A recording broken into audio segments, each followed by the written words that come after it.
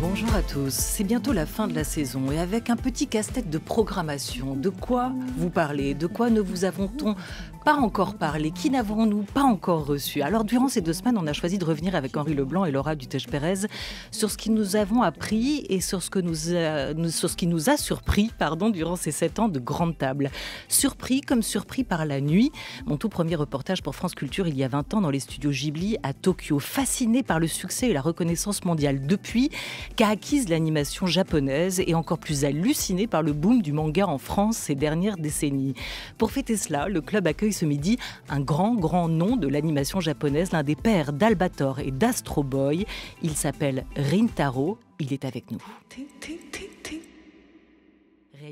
Réalisateur de Galaxy Express 999 et de Metropolis, il a vu, connu et directement contribué à 60 ans d'animation au Japon. À 81 ans, Rintaro est de passage en France, invité d'honneur du Festival du film d'animation d'Annecy, où il a présenté ce week-end son nouveau court-métrage d'animation intitulé « Allez, je me lance », Nezomi Kozo Jirokishi. Pour fêter ça donc, on a plaisir à l'accueillir ici avec sa voix française, Miyu Mitake Leroy. Et bonjour à vous, Rintaro. Konnichiwa. Bonjour. Ravi d'être ici. Bienvenue à vous. On va écouter un extrait musical notamment de ce court-métrage que vous avez signé et présenté à Annecy.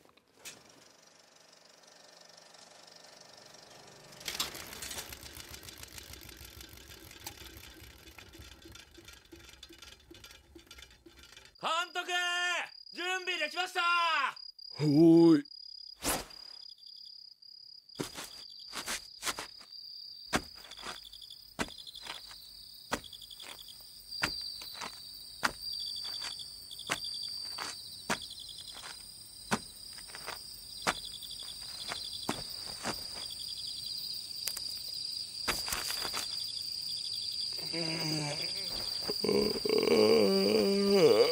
いい写真頼むね、シャドヤン。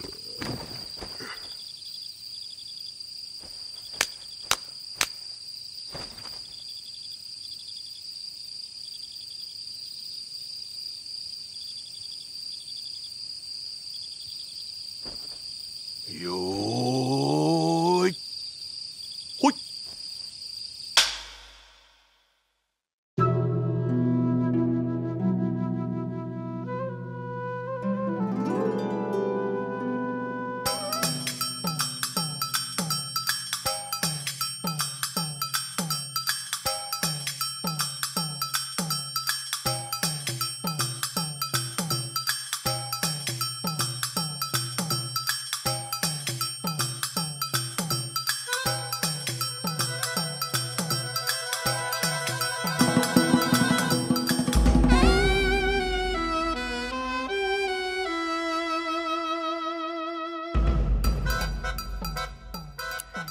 À travers ce film de 25 minutes présenté à Annecy, vous vouliez rendre hommage, dites-vous, au cinéaste Sadao Yamanaka, figure du cinéma japonais du siècle dernier, qui a marqué le passage du muet au parlant.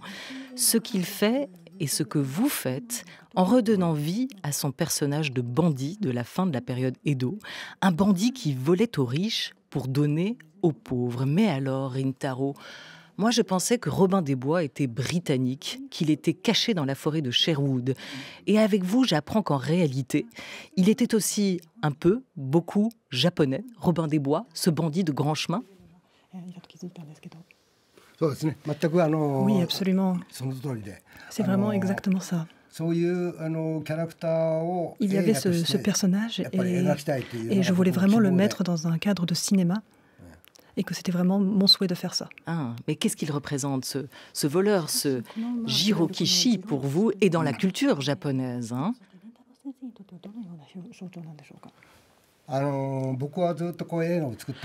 Ça fait longtemps que je fais des films et à chaque fois que j'ai un personnage principal, c'est toujours quelque part un outsider, c'est un externe. Et je voulais toujours faire un film avec en personnage principal le outsider. Et donc c'est pour ça que voilà, je voulais finir avec Nezomi Kozo Jirokishi. Oui. Alors dans ce film, on voit Jirokishi justement traqué, mais plutôt plutôt plus malin que ceux qui le poursuivent, qui n'arrivent jamais à l'arrêter. On le voit masqué, puis à visage découvert. On l'entend dénoncer aussi par ses actions la corruption politique et l'enrichissement d'une classe au détriment des plus pauvres. Est-ce que les inégalités, la question du peuple, sont des grands thèmes du cinéma japonais depuis toujours, Rintaro ? Oui, absolument. C'est vrai que les films récents, c'est moins fréquent, mais avant, au Japon, c'était quelque chose de très fréquent et c'était un thème qui revenait fréquemment. Et donc, c'est absolument ce que vous dites. Qu'est-ce que c'est l'avant ? Quand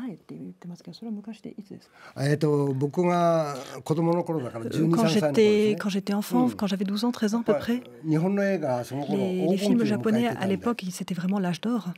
Et petit à petit, le film japonais s'est modifié avec l'apparition de la télé japonaise. Et les héros jusqu'ici étaient tous des outsiders. Ils étaient anti-système. Donc ce serait un peu comme des Killer Lemon par exemple. Des rôles qui finalement en fait se faisaient sortir de la société, on va dire. Ça veut dire que vous, Rintaro, vous n'êtes pas un enfant de la télé, vous êtes un enfant du cinéma.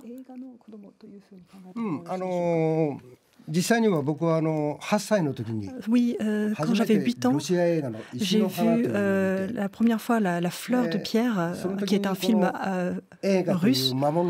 Et c'est à ce moment-là que je crois qu'en fait, le démon du cinéma s'est empris de moi. Et pour moi, au niveau du travail, j'ai fait donc avec Tezuka Osamu tout ce qui était Astro Boy par exemple, c'était ça mon premier travail. Mais j'ai toujours pensé que je voudrais faire du cinéma un jour. Et quand j'ai pu avoir cette occasion, je m'en suis saisie et j'ai continué donc dans le cinéma jusqu'ici. Du cinéma en prise de vue réelle et du cinéma d'animation aussi. Alors, moi là-bas, c'est vrai que je voulais devenir un réalisateur de cinéma. Quand j'étais petit, pour moi, tout ce qui était animation, finalement, ce n'était que les courts-métrages de Disney, avec Mickey Mouse, Donald Duck. Mais au fond de moi, ce que j'aimais vraiment, c'était les films français, les films italiens. C'était ça qui, moi, m'attirait. Et c'est pour ça que je voulais devenir réalisateur. Mais c'est assez compliqué de devenir finalement réalisateur de cinéma. Et quand je gribouillais et que je dessinais des mangas, et ça, c'était à peu près quand j'avais 10-12 ans. Bon, vraiment, je n'étudiais absolument pas et j'étais en train de dessiner. Et autour de moi, tout le monde me disait que j'étais un voyou puisque je n'étudiais pas. Aujourd'hui, le cinéma d'animation japonais est largement aussi populaire que Disney et Pixar. En tout cas, il fait la part belle aux grands studios d'animation américains avec des hommes et des femmes comme vous, avec aussi les productions du studio Ghibli, de Miyazaki et de Takahata. Comment avez-vous réussi à défier les studios américains sur leur propre terrain ? Quelle est la force de l'animation japonaise pour vous ?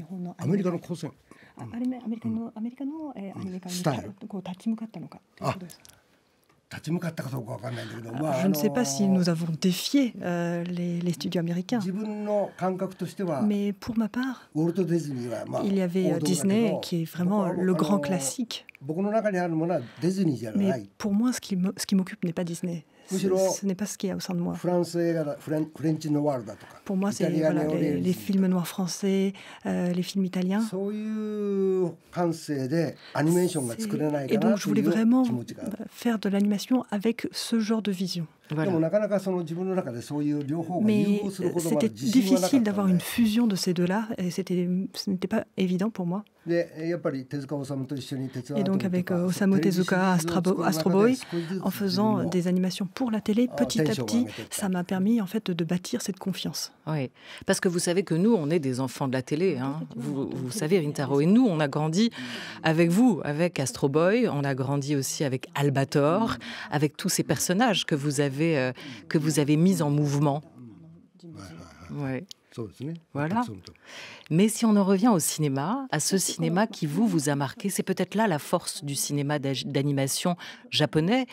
Et la force de votre cinéma, à vous, Rintaro, c'est d'avoir réussi à décaler le point de vue, à faire des films qui sont pour les petits, mais aussi pour les grands, qui nous rapportent et qui nous racontent quelque chose, et qui nous parlent à la fois de la culture japonaise, de l'histoire de ce pays, de l'histoire de ce peuple, avec un message souvent universel. Alors à la fin de ce court-métrage, on découvre qu'il s'agit d'un rêve de Sadao Yamanaka, sur le point de tourner un film. Vous le représentez à la fin de ce film, le vôtre, dans sa chaise de réalisateur, assoupi.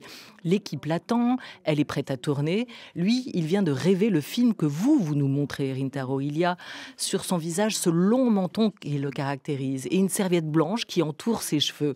Et vous le réincarnez réellement, ce cinéaste du début du XXe siècle. On le présente comme le Jean Vigo japonais ici, mais qu'est-ce qu'il a représenté pour le cinéma japonais? Racontez-nous, et pour vous.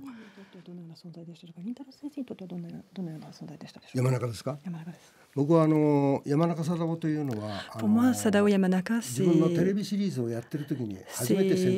j'ai en fait entendu parler de lui pour la première fois quand je faisais ma propre série télévisée. Et vraiment, il était vraiment quelque part dans le coin de ma tête puisque j'étais très occupée par cette série télévisée. Et à un moment donné, dans un petit cinéma de Ginza, j'ai vu un film de Sadao Yamanaka et c'est comme ça que j'ai vraiment découvert son œuvre. Et donc c'est pauvre peuple et ballon de papier. Et c'était justement lorsque le Japon venait de commencer à être en guerre. Et c'était reflété dans l'œuvre. Et donc le thème était assez lourd aussi. Et pour moi, ce qui était vraiment le plus frappant, c'était la dernière scène. Il y a dans ce canal en fait un ballon de papier qui est en train de flotter. Et ça m'a extrêmement touchée. Et vraiment, c'était les moments qu'on était parlé du silencieux et j'étais vraiment submergée par le fait que des réalisateurs pouvaient faire ce genre de film. Et c'était une grande rencontre, vraiment. Et je l'ai constamment gardé dans mon cœur. Et bien sûr, ce n'est pas un long métrage, c'est un court métrage cette fois-ci, mais ce sentiment que j'avais gardé en mon cœur, c'était ça que je voulais exprimer. Et ce petit ballon qui se promène dans le petit canal de la ruelle, on le retrouve à la fin de votre court-métrage, Nezumi Kozo Jirokishi, ainsi est-il intitulé et ainsi a-t-il été présenté ce week-end au Festival d'Annecy. Ce petit ballon, on le retrouve et il évoque effectivement le ballon de papier qui s'éloigne dans ce film Pauvres humains qui vous a tant marqué et que vous avez choisi d'honorer à travers la figure de son cinéaste. Mais qu'est-ce qui symbolise ce petit ballon de manière si poétique? Un espoir, une liberté retrouvée?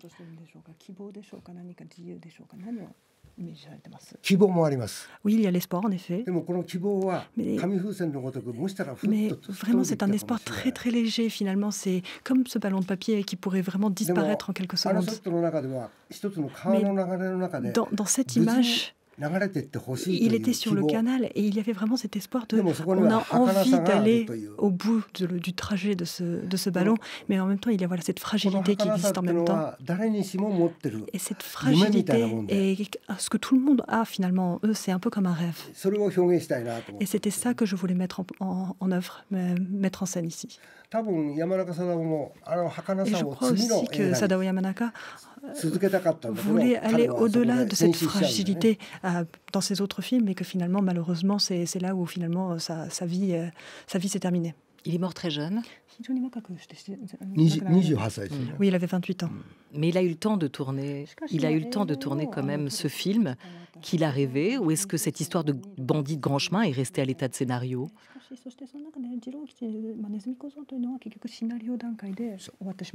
Oui, absolument. Il n'a pas pu terminer. Ça s'est resté au niveau de scénario. Et donc aujourd'hui, vous avez concrétisé son rêve. Oui, absolument. Pour moi, Sadao Yamanaka, finalement, il y avait donc Nezumi Kozo Jirokichi, où il n'y avait que le scénario qui restait. Et en court-métrage, je voulais faire, finalement, rendre hommage à cette œuvre. Et donc vraiment fin époque Edo. Et donc, c'était vraiment un seul segment du scénario de Sadao Yamanaka. Et dans ce scénario, normalement, ça aurait dû être un film d'1h30. Et c'est pour ça que moi, j'ai fait des coupures, disons, pour pouvoir vraiment avoir que l'essence de l'histoire. Mais si on s'arrête là, je me suis dit que l'histoire, le message ne passerait pas finalement à notre jeune génération. Et c'est pour ça qu'on s'est dit qu'à l'intro et à la conclusion, on a mis le personnage de Sadao Yamanaka même dans notre court-métrage. Et vous, Rintaro, à 81 ans, alors que vous commencez à envisager la retraite, je crois, est-ce que vous avez concrétisé, réalisé tous vos rêves en 60 ans d'animation ?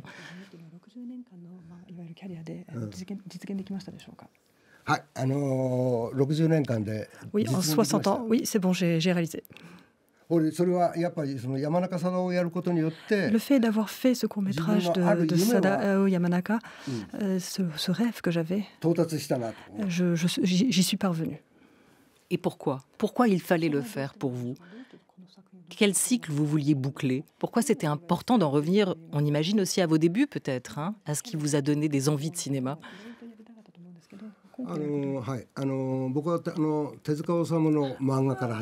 Moi, j'ai commencé par les mangas de Osamu Tezuka. Et au Japon, c'est vrai que c'est un peu particulier dans le sens que la plupart des animations en fait, viennent d'œuvres originales de mangas. Donc l'animation et les mangas, c'est quelque chose vraiment qui est une équipe, en fait, qui est indissociable. Et pour moi, c'est dans ce genre de contexte que j'ai fait beaucoup de travail aussi. Et un jour, j'arrive au point de Metropolis, qui est toujours une œuvre aussi de Osamu Tezuka. J'ai vu à 8 ans le film qui m'a frappé et j'avais toujours cette image de film dans ma tête, disons. Et une de mes réponses à cette image que j'avais, c'était vraiment le Metropolis que j'ai pu faire et j'ai l'impression d'avoir commencé à attraper ce démon du cinéma que je continuais à courir après. Voilà, et avant le film de Fritz Lang, c'était effectivement un roman graphique d'Osamu Tezuka, votre grand maître, celui qui vous a permis, avez-vous dit, de faire des films d'animation. En 2001, Rintaro, vous avez adapté Metropolis en film d'animation, manga en un seul volume, publié en 1949, de Tezuka. Qualifié de génie, le mangaka Osamu Tezuka, décédé en 1989 à l'âge de 61 ans, a marqué en effet l'histoire du manga. Pas simplement vous, il a marqué l'histoire du manga et de la bande dessinée, et il a marqué son temps. On l'écoute.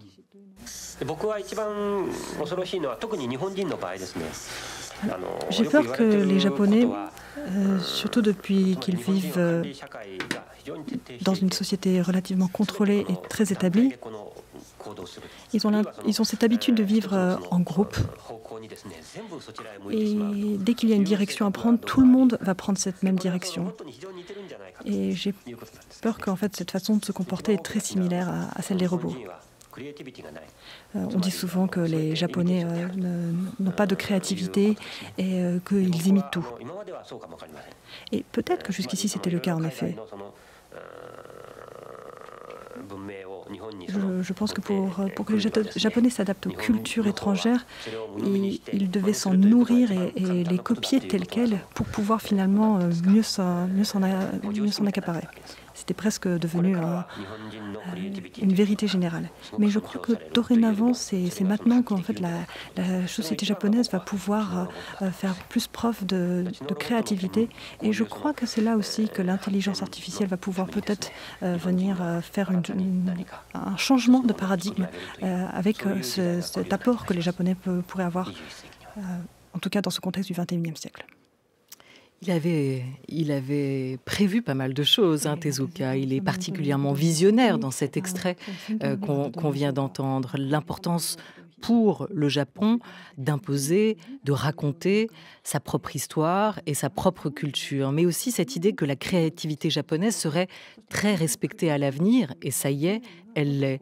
Est-ce qu'on le doit à la force, à la créativité des hommes et des femmes japonais, ou aussi un peu à cette intelligence, pas simplement humaine, virtuelle, qui est en train de s'imposer aujourd'hui dans notre 21e siècle?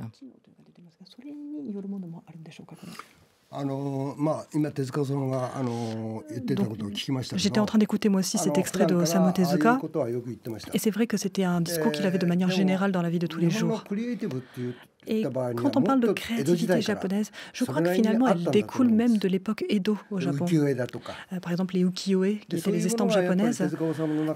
Et ce genre de choses, je crois que vivait aussi dans Osamu Tezuka. Donc il a à la fois tort et à la fois raison. C'est-à-dire que ça vient du passé, cette créativité, et elle continuera, cette force, à s'exprimer par la suite. On l'entendait là, Tezuka, en 1978, nous parler de l'avenir. On va écouter un autre maître du dessin animé japonais. Les Français vous ont découvert, je le disais tout à l'heure, en dessin animé avec Albator, Pirate de l'espace, imaginé par Leiji Matsumoto, décédé cette année, le 13 février dernier. On l'écoute à propos du succès d'Albator.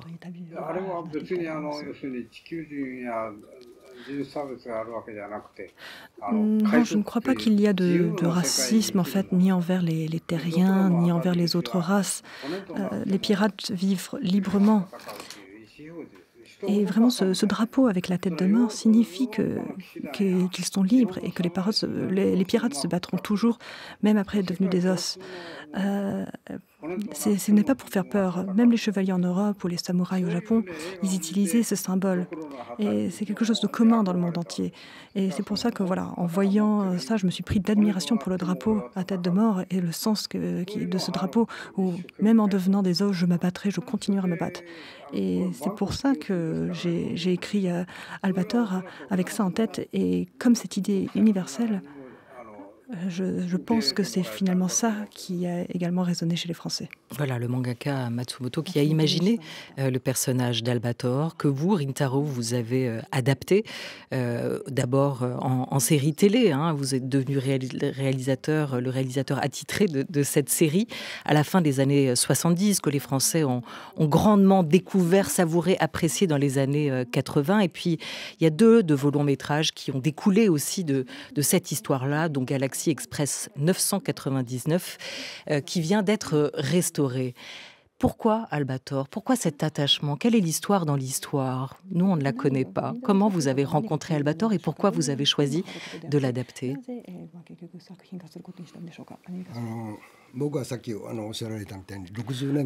Comme vous l'avez dit tout à l'heure, moi, ça fait 60 ans que je travaille dans l'animation japonaise. Et dans ma vie, il y a eu plusieurs moments, des milestones, on va dire, des jalons. Et le premier moment où ce jalon arrive, où en fait mon destin aurait pu changer, j'ai rencontré... Je n'ai pas rencontré en fait Leiji Matsumoto, mais plutôt j'ai rencontré le personnage de Albator. C'est la rencontre avec ce personnage qu'il y a eu ce nouveau chemin pour moi qui s'est dégagé. Et bon, peut-être que si je dis ce genre de choses, Leiji Matsumoto va me dire « Mais qu'est-ce que tu racontes? C'est mon personnage !» Mais donc cette rencontre avec Leiji Matsumoto et Albator m'a permis d'avoir en fait une nouvelle rencontre qui va venir plus tard. Et à la différence de Osamu Tezuka, il était vraiment quelqu'un de très romantique. Bien sûr, il faisait beaucoup de commentaires, étant donné que c'était lui qui avait fait l'œuvre originale, mais il était très romantique dans sa façon de penser. Et il disait toujours j'ai envie de faire ci, j'ai envie de faire ça, et donc moi j'ai écouté en fait ses requêtes. Et donc mon souhait était vraiment de pouvoir faire en fait une œuvre qui va dans la continuité de ce que Leiji Matsumoto souhaitait. Mais quand vous l'avez regardé dans les yeux, Albator, qu'est-ce qu'il vous a dit? Pourquoi ce personnage vous a parlé plus qu'un autre? Pour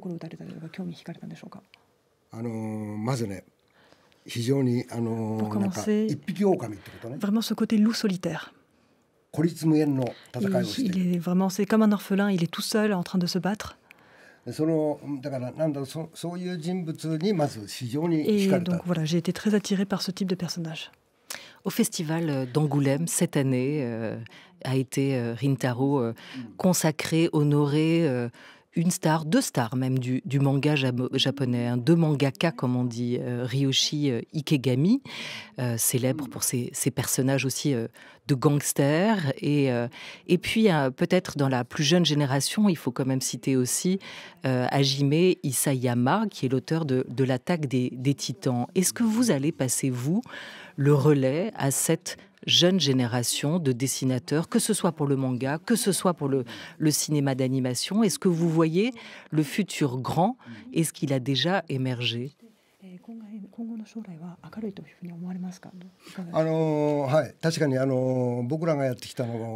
Oui, en effet, tout le travail que nous avons fait jusqu'ici, en 1980, je crois qu'on a eu en fait une certaine apogée de notre technologie. Il y avait Katsuhiro Otomo, Satoshi Kon par exemple. Et toute cette génération qui ont grandi avec leurs œuvres, ils vont avoir en fait une nouvelle façon de s'exprimer. Et